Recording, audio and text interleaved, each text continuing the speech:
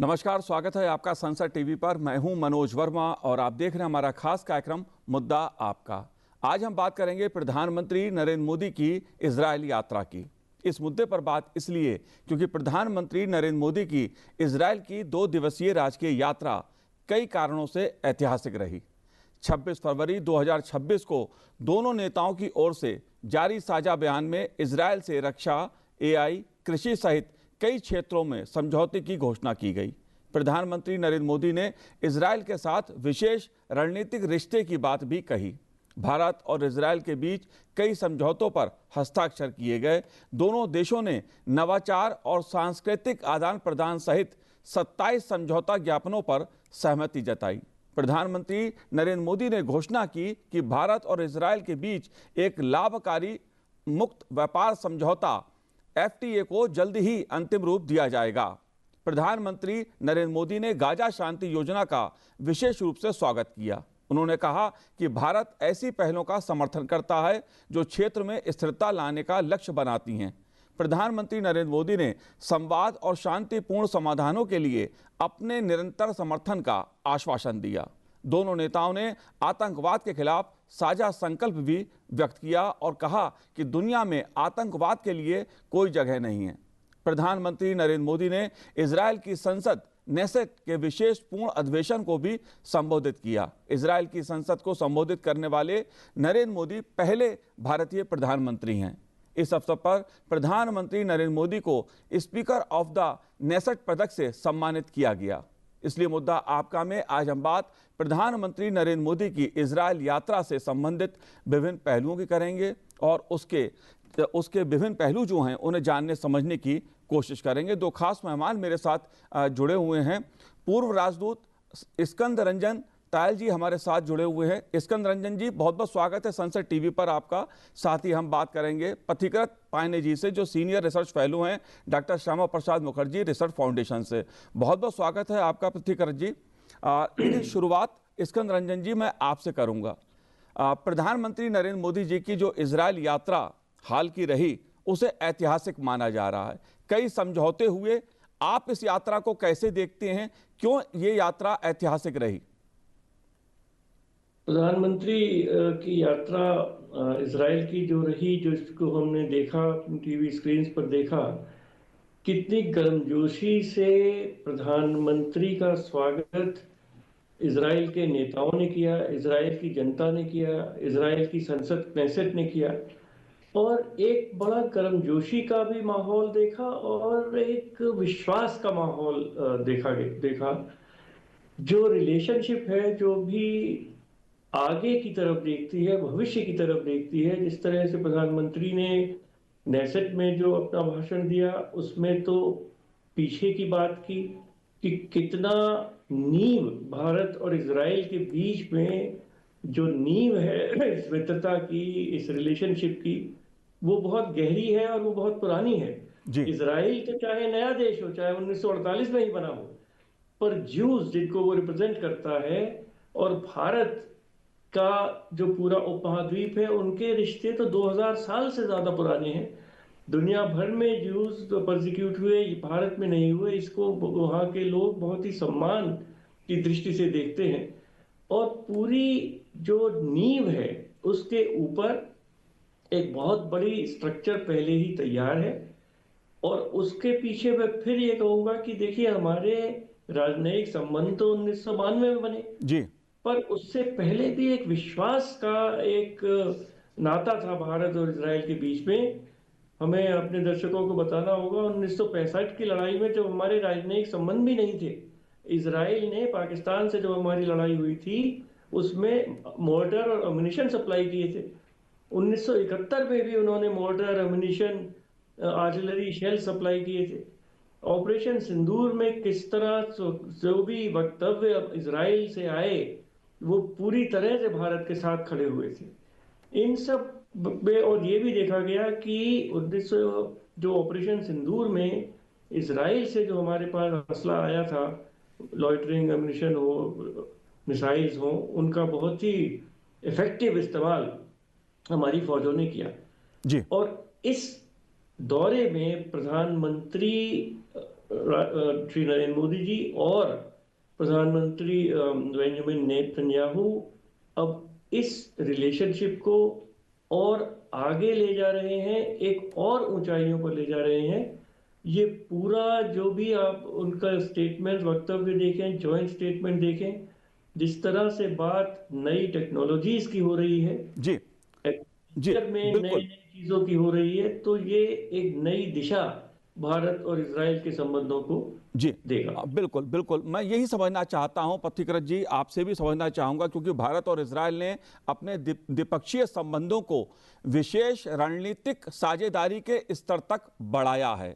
जाहिर सी बात है, भारत की विदेश नीति में इजराइल को लेकर एक बड़ा परिवर्तन देखने को मिलता है। अगर हम पिछले दशकों की बात करें, आप इस दिशा को, इस नए अध्याय को, जो भारत और इजराइल की दोस्ती का अध्याय है, मजबूत संबंधों का अध्याय है और जिसकी बुनियाद प्रधानमंत्री नरेंद्र मोदी जी की पहल है, आप कैसे देखते हैं इसकी दिशा और इसके आधार को?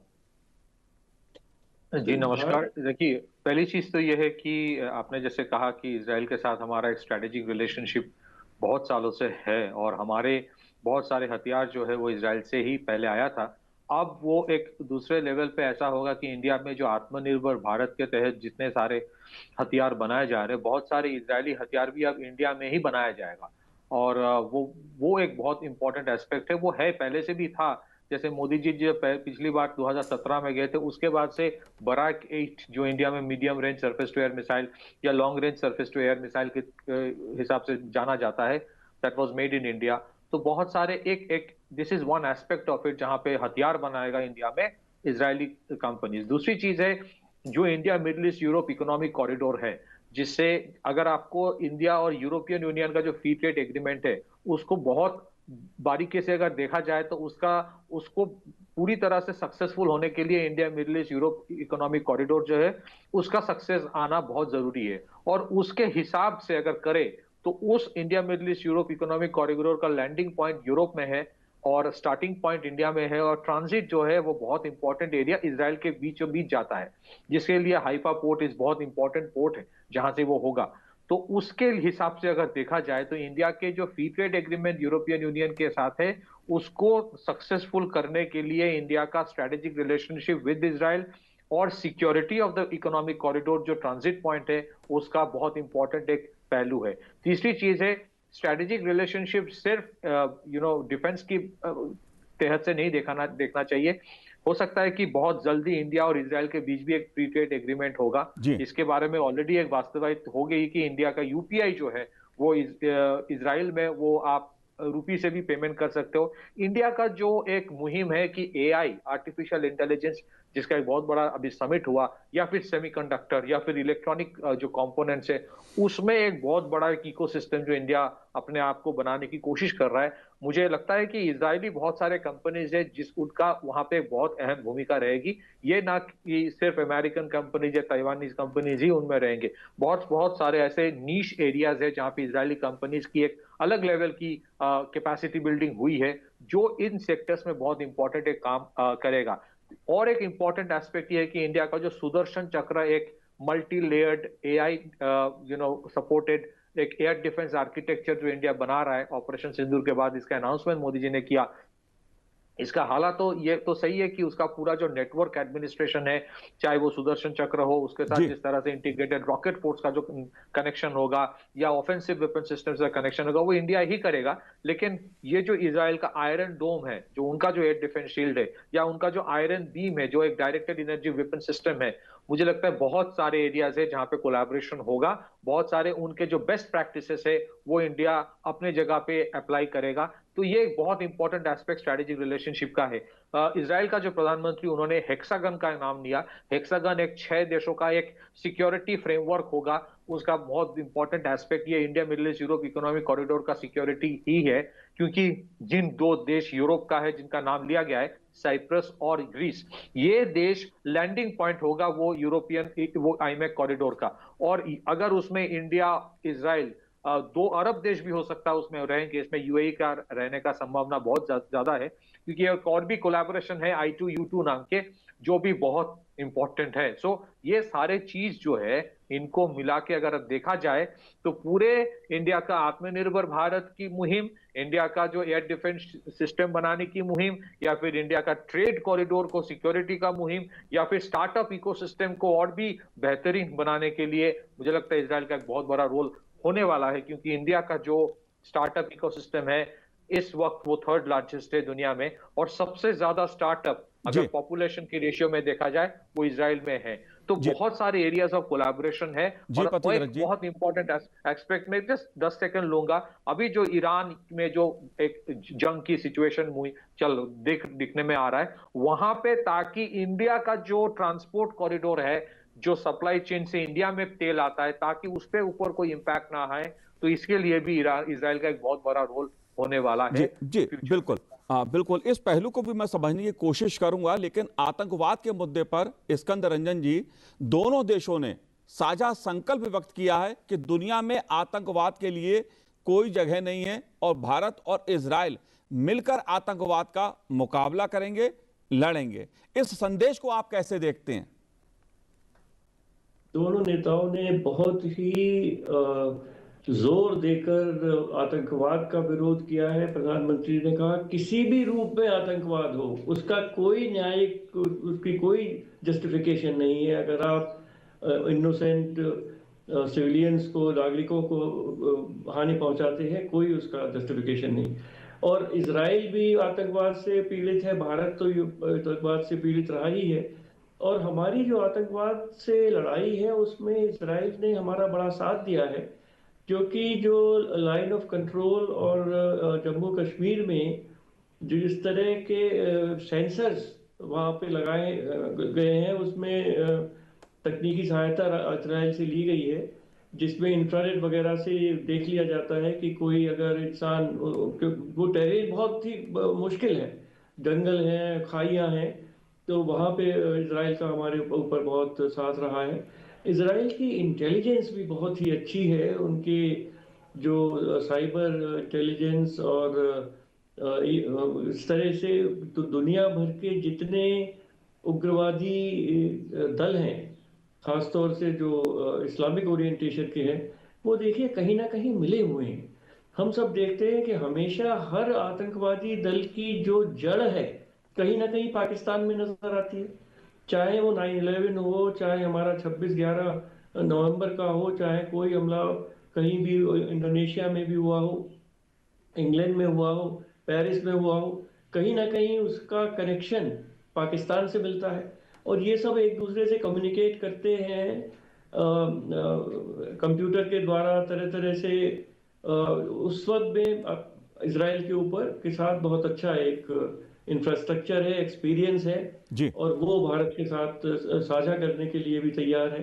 मैं समझता हूँ कि भारत और इजराइल की रणनीति इस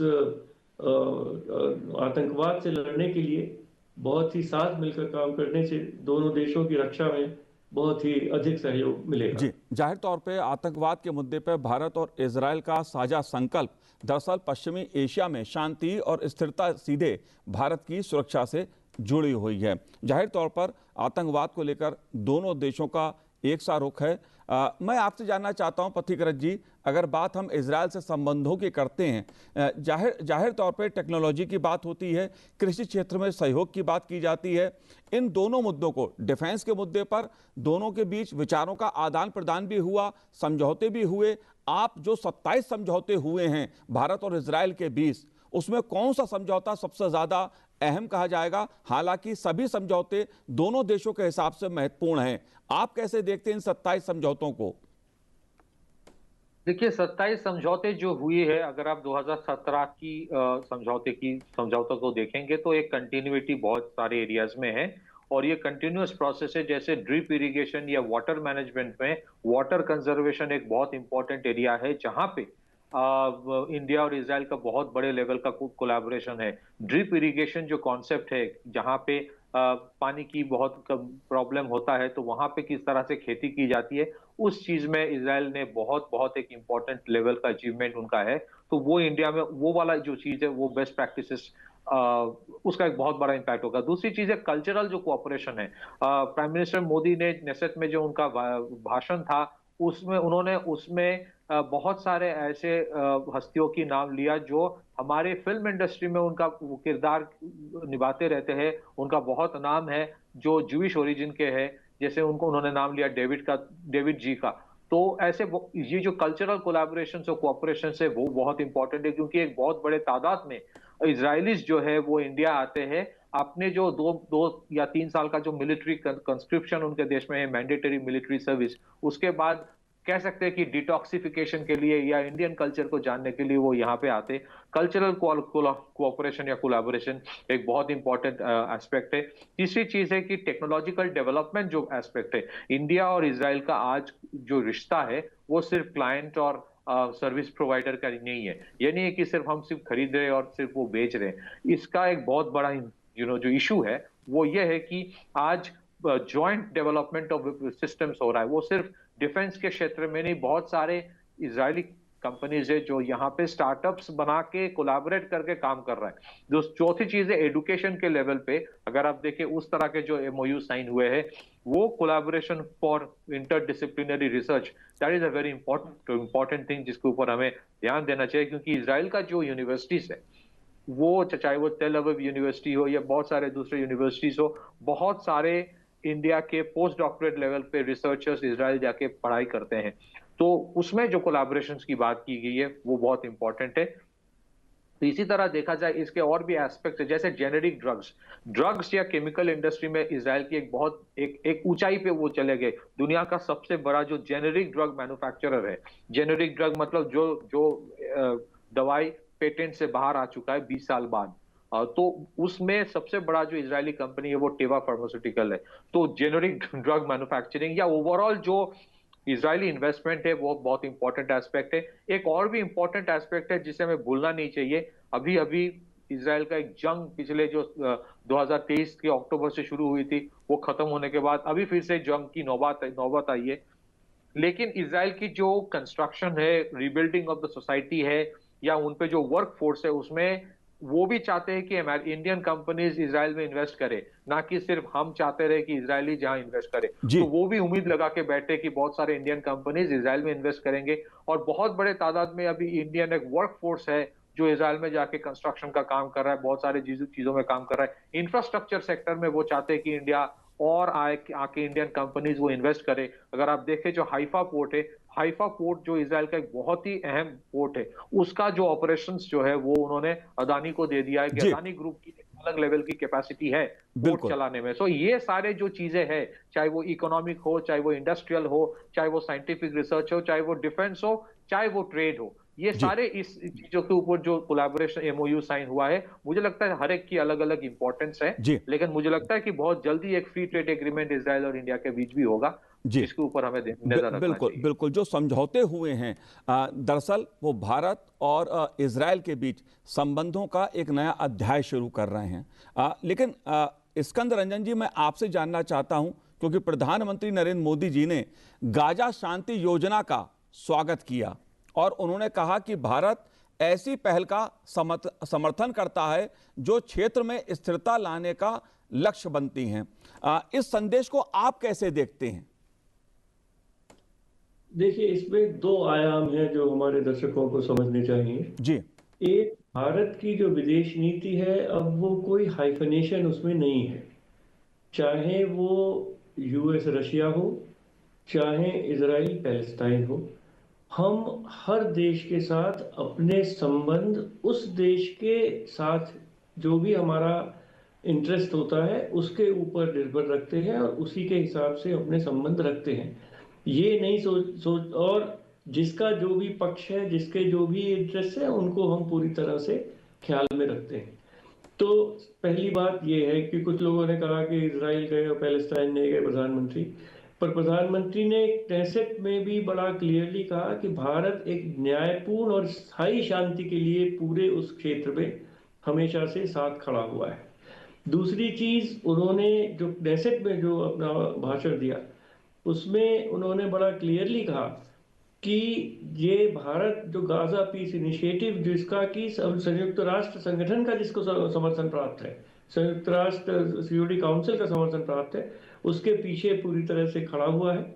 और क्योंकि इसमें एक आशा दिखती है कि एक जस्ट एंड ड्यूरेबल पीस, ये शब्द प्रधानमंत्री ने कहा कि जो भी वहां शांति हो वो न्यायिक हो, जस्ट हो, अनफेयर ना हो और ड्यूरेबल हो। देखिए कई बार शांति समझौते वहां पर हुए हैं जो साल डेढ़ साल बाद वो फिर कोलैप्स कर जाते हैं और फिर जो वो इलाका है पैलेस्टाइन का और इजराइल का वो फिर युद्ध की चपेट में आ जाता है। तो स्थायी शांति के लिए भारत हमेशा खड़ा हुआ है और उन्होंने कहा कि जो भी बातचीत वहां चल रही है, गाजा बोर्ड ऑफ पीस का भी उन्होंने समर्थन किया कि भारत उसको भी आइडिया को समर्थन करता है। पर और ये उनकी आशा है कि ये पैलेस्टाइन जो इशू है उसको भी एड्रेस करेगा, उसको भी किसी निर्णायक स्थिति पर ले जाएगा। तो भारत ने एक बहुत ही, प्रधानमंत्री ने अपना जो पक्ष रखा वो बहुत फेयर है, जस्ट है और उस पूरे क्षेत्र की किस तरह से शांति बने और बनी रहे, एक स्थायी शांति वहां पर हो, उसकी तरफ अपने उन्होंने एक पुश दिया, उसकी तरफ एक अपना समर्थन किया। जी, जाहिर सी बात है इजरायल में प्रधानमंत्री नरेंद्र मोदी जी ने वैश्विक शांति और स्थिरता का जो संदेश दिया है, दरअसल वो भारत का लोकतंत्र का संदेश है और उसकी झलक इजरायल की संसद में भी देखने को मिली। पथिकृत जी, मैं आपसे जानना चाहूंगा क्योंकि ये ऐतिहासिक क्षण रहा, गर्व की बात है देश के लिए, क्योंकि प्रधानमंत्री नरेंद्र मोदी ने नेसेट के विशेष पूर्ण अधिवेशन को संबोधित किया और इजरायल की संसद को संबोधित करने वाले पहले भारतीय प्रधानमंत्री हैं। इतना ही नहीं, प्रधानमंत्री नरेंद्र मोदी को स्पीकर ऑफ द नेसेट पदक से सम्मानित किया गया। भारत लोकतंत्र की जननी है, प्रधानमंत्री नरेंद्र मोदी जी ने संदेश दिया। इस सम्मान को जो इजरायल की संसद में भारत के प्रधानमंत्री का हुआ, इसको आप कैसे देखते हैं? क्या संदेश है इसका, क्या मायने हैं इसके? देखिए, इजराइल जो है ना, वो भले ही एक ज्योग्राफिकली अगर देखा जाए तो छोटा देश है, लेकिन उनका अपना एक सभ्यता है, एक सिविलाइजेशनल नेशन स्टेट है। ठीक उसी तरह इंडिया जो है, India was not born in 1947। India का अपना एक प्री हिस्टोरिक जो डिफाइंड हिस्ट्री है, उसके भी पहले का एक बहुत बड़ा एक सिविलाइजेशनल हिस्ट्री है। तो वो दो सिविलाइजेशनल नेशन स्टेट की अपनी एक अलग लेवल की रिश्ता होता है। और ये जो दर्शाया गया इजराइल के जो नेसेट में कि वहां पे उनके जो लीडर ऑफ द ऑपोजिशन है इजरायली पार्लियामेंट के, वो भी आके संबोधन दिया, उन्होंने भी अपना रिस्पेक्ट दिखाया प्राइम मिनिस्टर मोदी को। तो ये जो इंपॉर्टेंट एस्पेक्ट है कि इजराइल जो आज इजराइल के साथ जो इंडिया का रिश्ता है, या इजराइल में जो इस सम्मान भारतीयों की है या भारत के प्रधानमंत्री को दिखाया गया, वो बाई पार्टीजन है। मतलब वो कोई स्पेसिफिक पॉलिटिकल पार्टी का नहीं है, वो सबका है, वो पूरे देश का है। तो एक वो इंपॉर्टेंट एस्पेक्ट है जो कभी किसी को भूलना नहीं चाहिए। इजराइल जो है एक देश, इस तरह के आप सोचिए कि जिस तरह की वो एक सिक्योरिटी एनवायरनमेंट में वो देश उभर के आया है, इतना थ्रेट है चारों तरफ, लेकिन उसके बावजूद जिस तरह से वो डटे रहे, जिस तरह से वो अपना इनोवेशन करते रहे, जिस तरह से वो अपना एक टेक्नोलॉजिकल सुपीरियोरिटी का एक जो मुकाम उन्होंने हासिल किया है, वो हमारे लिए भी एक गर्व की विषय है। क्योंकि हमने भी वो कोलोनियलिज्म, एट्रोसिटीज, सिविलाइजेशनल जो हमारे ऊपर हुआ था पिछले 1000 साल से, तो दोनों ही देश बहुत मुश्किल दौरान से गुजर के आके अपना देश बनाया, संघर्ष करके, और उसके बाद एक मुकाम पे पहुंचा है। तो इस हिसाब से अगर देखा जाए, ये सम्मान जो है, ये सिर्फ इंडिया की इकोनॉमी नहीं है, ये सम्मान है इंडिया की रेसिलियंस, इंडिया की डेमोक्रेसी, इंडिया का जो ग्लोबल अप्रोच है, फॉरेन पॉलिसी है, इंडिया का जो सभ्यता है, इंडिया का जो संस्कार है, वो सब चीजों को लेकर है। और ये एक मिसाल है कि भले ही हो सकता है कि इजराइल के साथ हर एक चीज में हम एग्री नहीं करते हैं, बहुत सारे इश्यूज हैं जहां पे डिसएग्रीमेंट है, लेकिन दोनों देश का एक दूसरे के प्रति एक सम्मान है जो बेसिकली हर एक देश का होना चाहिए। तो ये एक मिसाल है दूसरे देशों के लिए भी। जी, जाहिर तौर पे भारत की अगर कूटनीति के लिहाज से बात की जाए तो भारत के रिश्ते अगर इजराइल से मजबूत हो रहे हैं तो दूसरे देशों के साथ भी भारत के ऐतिहासिक रिश्ते हैं और भारत उस विदेश नीति के अनुसार सभी देशों के साथ वैश्विक स्थिरता और शांति के लिए काम कर रहा है और इसका संदेश भी प्रधानमंत्री नरेंद्र मोदी जी ने इजरायल से दिया। प्रधानमंत्री नरेंद्र मोदी की इजरायल यात्रा कई कारणों से अहम मानी जा रही है। पथिकृत जी, स्कंद रंजन जी, आपने संसद टीवी से बात की, बहुत बहुत शुक्रिया, बहुत बहुत धन्यवाद हमसे बात करने के लिए। तो आज इस कार्यक्रम में इतना ही, मुझे दीजिए आज्ञा, नमस्कार।